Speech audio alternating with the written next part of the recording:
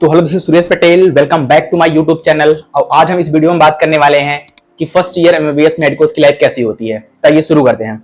सबसे पहले मैं ये बता दूं कि फर्स्ट ईयर जो होता है पूरी मेडिकल लाइफ की सबसे खूबसूरत पल होता है इन ऑल टर्म। वो चाहे आप हैप्पीनेस में ले लो या तो फिर आप चाहे प्रॉब्लम में ले लो। हैप्पीनेस में इसलिए क्योंकि पहली बार आप कॉलेज आता है कोई फर्स्ट ईयर मेडिको, तो मतलब वो सारी चीजों को एक्सप्लोर करना चाहता है। वो सारी चीजें जो उसने प्रिपरेशन के टाइम पे अपने सपने देख रखे थे वो सबको एक्सप्लोर करना चाहता है। जो भी उनके टीचर्स या फिर उनके मेंटर उनको मोटिवेट होने के लिए सारी चीजें बताया करते थे कि कॉलेज में ये सब सारी चीजें होती है, वो सबको एक्सप्लोर करना चाहता है। इसलिए वो एक अलग ही एक्साइटमेंट के साथ वो कॉलेज आता है और खुश रहता है। प्रॉब्लम इसलिए होती है क्योंकि वो नीट का सिलेबस पढ़ने के बाद जब एमबीबीएस सिलेबस पढ़ने शुरू करता है तो मतलब समझ में थोड़ा कम आता है, इसलिए थोड़ा सा प्रॉब्लम फेस करना पड़ता है। पर बहुत छोटा सा प्रॉब्लम होता है, वो खत्म हो जाता है। और फर्स्ट ईयर को पहचाना ना एकदम आसान काम होता है। अगर जहां ग्रुप में दिख जाए और सबसे ज्यादा खुश जो दिख जाए कैंपस में, वो फर्स्ट ईयर है। उनके पीछे का वजह भी होता है खुश होने का, क्योंकि देखो सबसे पहले कि वो कैंपस में पहली बार आए हैं तो सारी चीजें एक्सप्लोर करना चाहते हैं। कॉलेज कैंपस हो गया, हॉस्टल हो गया, कैंटीन हो गया, प्लेग्राउंड हो गया, वो सबको एक्सप्लोर करना चाहते हैं और देखना चाहते हैं कि हाँ जो हमने वीडियो में देख रखा था कॉलेज के, क्या सच में वो है कि नहीं है। फिर जैसे ही हॉस्टल में सब लोग आ जाते हैं फिर एक दूसरे से इंटरेक्ट करना शुरू करते हैं। एक दूसरे से पूछते हैं कि भाई तुम कहाँ से हो, अपना भी बताते हैं कि हम यहाँ से हैं।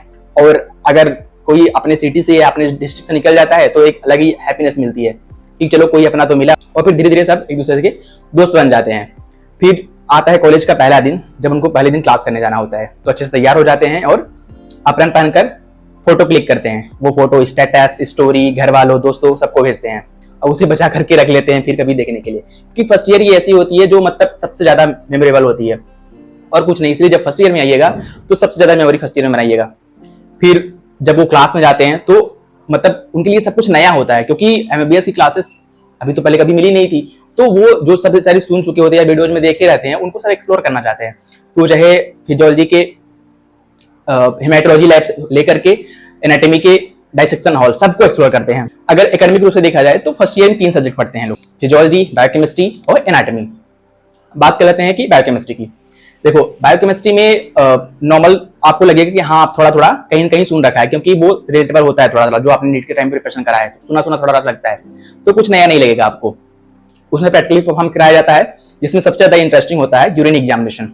आपने वो वेब सीरीज देखी भी होगी तो उसमें वो था कि वो जो मतलब गलती से उसे अपना यूरिन पिला देता है। तो हालांकि कॉलेज वगैरह में इन सब को लेकर के बहुत ज्यादा बवाल हो जाता है अगर ऐसा कोई चीज, हालांकि होता नहीं है, नॉर्मली कोई करता नहीं है, मूवी और ये रियलिटी में काफी फर्क होता है। तो यहाँ पर अपना यूरिन नहीं लेना पड़ता, यूरिन सैंपल आपको दिया जाता है। मेरे कॉलेज में तो यही है और दूसरे कॉलेज को मुझे नहीं पता। यूरिन सैंपल आपको दिया जाएगा, उस पर आपको एग्जामिनेशन करना पड़ता है। फिर ये हो गया बायोकेमिस्ट्री का। फिर फिजियोलॉजी आती है। फिजियोलॉजी भी कहीं कहीं आपको सुना सुना लगेगा, मतलब लगेगा कि हाँ, क्योंकि ह्यूमन फिजियोलॉजी आप जो थोड़ा बहुत प्रिपरेशन के टाइम पढ़े हो तो आप कहीं कहीं रिलेट कर लोगे। तो फिजियोलॉजी आपको सुना सुना लगेगा।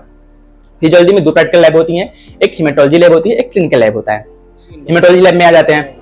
हेमेटोलॉजी लैब में अपना ब्लड निकाल करके different type DLC, TLC, haemoglobin estimation, कई प्रैक्टिकल परफॉर्म करने पड़ते हैं अपना ब्लड निकाल करके। भैया अभी तो बायोकेमिस्ट्री में अपना यूरिन नहीं लेने दे रहे थे और इसमें अपना ब्लड लेने थे। क्या टोपीबाज आदमी है यार, सच में कॉलेज में ऐसा ही होता है। वहाँ यूरिन अपना नहीं लेना पड़ता, पर यहाँ ब्लड अपना ही निकाल करके एग्जाम प्रैक्टिकल परफॉर्म करना पड़ता है। तो मजे की बात ये होती है ना, बैच में कई टाइप के लोग होते हैं। एक वो होते हैं जो नॉर्मल होते हैं, अपना ही ब्लड निकालते हैं, अपनी स्लाइड बनाते हैं और फोकस करते हैं। फिर आते हैं वो लोग जिनमें इतना तो गट्स है कि हाँ वो अपना ही ब्लड निकालेंगे, पर खुद से नहीं, उनको डर लगता है। तो फिर किसी दूसरे के पास जाते हैं और बोलते हैं कि मेरा ब्लड निकाल दो, और दूसरी तरफ मुंह कर लेंगे और ब्लड निकाल लेंगे। ज्यादातर ये लड़कियां होती हैं कि खुद से पिक नहीं करती, दूसरे से पिक करके ब्लड निकलवाती हैं। फिर तीसरे वो लोग आते हैं जो स्लाइड लेकर के घूमते रहते हैं, भाई थोड़ा सा ब्लड दे दे, भाई थोड़ा सा ब्लड दे दे, और किसी जब ब्लड आ जाएंगे उसके बाद स्लाइड बनाकर फोकस करते हैं। फिर आते हैं एक्स्ट्रा ऑर्डिनरी लोग। वो लोग वो होते हैं जो न ही ब्लड खुद का निकालते हैं, न ही स्लाइड बनाते हैं, बस दूसरे की जब स्लाइड कोई दिखा लेता है तो उसकी स्लाइड लेकर के फोकस करके वो भी चेक करा लेते हैं। ये सबसे एक्स्ट्रा ऑर्डिनरी लोग होते हैं जो मतलब कभी भी अपना ब्लड नहीं निकालते और नहीं स्लाइड बनाते हैं। फिर पता है जो स्लाइड होती है वो ग्लास की बनी होती है। कभी कभी जब वो हाथ से छूटने के बाद टूट जाती है तो जैसे कि ग्लास टूटता है वैसी आवाज आनी चाहिए ना, नहीं वैसे नहीं आती। जैसे ही स्लाइड आपके हाथ से छूटती है आवाज आती है, रोल नंबर नोट करो, रोल नंबर नोट करो। ये इसलिए आती है क्योंकि कॉलेज का रूल होता है कि जो भी इंस्ट्रूमेंट आपसे टूटता है या खराब होता है आप उसके पैसे भरोगे। इसलिए जब कोई चीज टूटता है तो रोल नंबर नोट करा जाता है। अब सोचो आपके बैचमेट्स ही मतलब कहेंगे कि रोल नंबर नोट करो, हालांकि वो मजाक करते हैं, पर मतलब समझ लो कि मतलब ये होता है कि एक डराने के लिए बोला जाता है कि आपको भरना पड़ेगा, पर हम लोग ने फर्स्ट ईयर में जो भी हमसे गलतियां हुई थी रोल नंबर नोट किया गया था, पर अभी तक एक बार भी पैसे नहीं लिए गए उसके। फिर हालांकि जब इंसिडेंस होता है तो लगता है कि ये अपने दोस्त हैं या दुश्मन जब सब लोग चिल्लाते हैं कि रोल नंबर नोट करो। फिर आते हैं क्लिनिकल लैब में फिजियोलॉजी के। क्लिनिकल लैब में आने के बाद लगता है कि फुल डॉक्टर वाली फीलिंग आती है, क्योंकि वहां पर जो इंस्ट्रूमेंट वगैरह होते हैं ना वो कहीं ना कहीं मतलब एक फुल डॉक्टर वाली फीलिंग ही देते हैं, क्योंकि जैसे स्टेथोस्कोप, बीपी आपरेटस, ये सारी चीजें वहां मतलब हम लोग मतलब जो परफॉर्म करते हैं उसमें लगती हैं, तो मतलब डॉक्टर वाली फीलिंग तो वहाँ आती है। वहाँ कुछ चीजें कराई जाती हैं जैसे कि normal general history taking, pulse, BP, respiratory examination, CVS examination, CNS examination, काफी चीजें कराई जाती हैं। तो दिक्कत यहाँ तब होता है जब प्रोफेसर पढ़ा लेते हैं और फिर एग्जामिनेशन के लिए किसी को सब्जेक्ट बनाने के लिए पूछते हैं, सारे लोग छुपने लगते हैं। वो इसलिए क्योंकि कुछ एग्जामिनेशन तो बहुत नॉर्मल है, जैसे बीपी वगैरह लेना या पल्स या रेस्पिरेटरी रेट देखना। भाई कुछ चीजें ऐसी हैं जैसे कि उसमें मतलब अच्छे पूरा बेयर करके बॉडी को केवल सेट ही बेयर करके उसके बाद एग्जामिनेशन किया जाता है। सीबीएस वगैरह में ऐसा ही होता है। तो मतलब सब लोग अवॉइड करते हैं कि मुझे सब्जेक्ट ना बनना पड़े, पर किसी को तो बनना ही पड़ता है। और बेस्ट एक्टर का अवार्ड बैच में उसको मिलना चाहिए जो टीचर के सामने एग्जामिनेशन परफॉर्म करता है। जब टीचर बोलता है कि हाँ देखो यहाँ डल साउंड आ रही होगी, वो बोलता है हाँ सर आ रही है। बोलता है यहाँ देखो टिम्पैनिक साउंड आ रही होगी, बोलता है हाँ सर आ रही है। वो सब कुछ वही बोलता है, क्योंकि पहली बार में चीजें समझ नहीं आती और बोलना पड़ता है, क्योंकि टीचर को बुरा न लगे कि हम मैं समझा नहीं पाया। तो एक्टिंग समय वैसा करता है, बीपी लेने लगेगा तो उसे पहली बार में लगेगा कि हाँ ये समझ ही गया है और पूरी एक्टिंग करेगा यस सर, नॉर्मल रेंज में बीपी बता करके बोलेगा कि यस सर और इतना ही बीपी आ रहा है। तो ये हो गया आपका क्लिनिकल लैब फिजियोलॉजी का। फिर तीसरा सब्जेक्ट होता है एनाटॉमी। एनाटॉमी थोड़ा सा हार्ड होता है, क्योंकि मतलब एक अलग ही है, एक बेस भी होता है अच्छा खासा हर एक मतलब फाइनल ईयर और फाइनल ईयर सब्जेक्ट का, और टफ भी होता है और अच्छा भी लगता है पढ़ने में एनाटॉमी, क्योंकि इंटरेस्टिंग भी होता है। वही है ना, छोड़ भी नहीं सकते और मतलब साथ रह भी नहीं सकते। तो प्रॉब्लम मतलब एनाटॉमी के साथ एक प्रॉब्लम होती है। तो हालांकि अच्छा होता है, उसमें कई चीज हम लोग पढ़ते हैं, जैसे कि एक ग्रास एनाटॉमी अलग से पढ़ते हैं, उसके बाद हिस्टोलॉजी अलग से पढ़ते हैं और बोन का पार्ट या डाइसेक्शन का पार्ट अलग पढ़ते हैं। डाइसेक्शन में हम वही चीज पढ़ते हैं जो हम मतलब थ्योरी क्लासेस हमारी हुई रहती है, उसको डाइसेक्ट करके दिखाया जाता है। डाइसेक्शन होता है जो कैडेवर होता है, कैडेवर होती है ह्यूमन डेड बॉडी, जो कि हॉस्पिटल या कहीं से लाया जाता है। उसके बाद मतलब जब भी उसको डाइसेक्ट करने से पहले मतलब उस पर सारी चीज पढ़ने से पहले एक बार उसका पूजा होता है, उस ओएथ लिया जाता है। ओएथ को हम कहते हैं कैडेवरिक ओएथ सेरेमनी। वह मतलब जब आप कॉलेज फर्स्ट ईयर वाले आते हैं तभी कराया जाता है, और उसमें मतलब सिखाया जाता है कि हाँ ये इन्होंने अपनी बॉडी को दान किया है तुम लोग को सीखने के लिए, और ये तुम्हारे पहले टीचर हैं एमबीबीएस जर्नी के, तो इनका मतलब सम्मान सहित जो पढ़ना हो पढ़ना, और विथ रेस्पेक्ट, मतलब ये न करना कि हाँ कहीं कहीं मतलब मानवता को ठेस पहुंचे। तो ये सब सिखाया जाता है कैडेवरिक सेरेमनी में, और उसके बाद फिर डाइसेक्शन पार्ट किया जाता है। जो भी हम थ्योरी में पढ़ते हैं वहाँ पर उस बॉडी को डाइसेक्ट करके सब सिखाया जाता है। और सबसे अच्छा चीज जो फर्स्ट ईयर लगता है ना वो डाइसेक्शन ही लगता है। मतलब सब डाइसेक्शन किट लेकर खड़े रहते हैं और अपनी अपनी बारी का वेट करते हैं।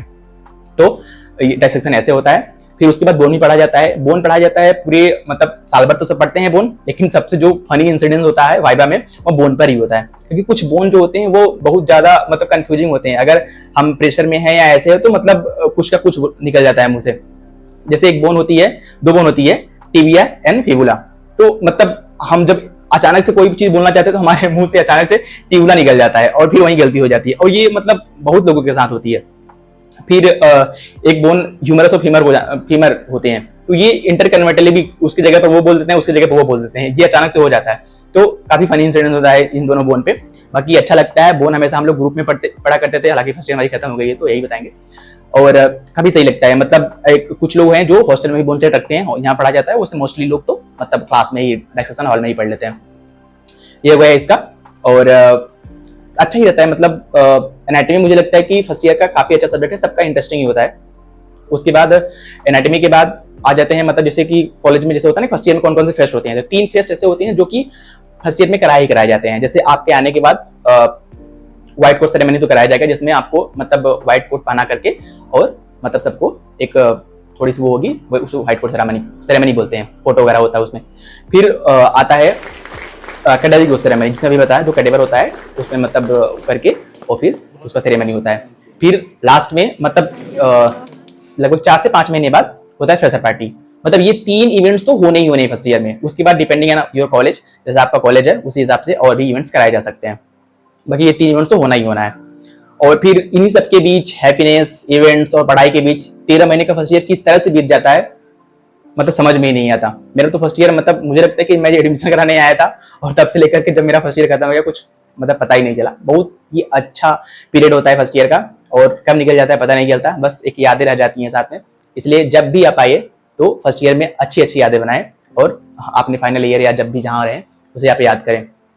तो मिलते हैं अगले वीडियो में। और हाँ, कौन कौन जितनी सारी चीज मैंने बताया इससे होकर के गुजरना चाहता है, कमेंट भी लो। मिलते हैं अगले वीडियो में, तब तक के लिए ओके बाय।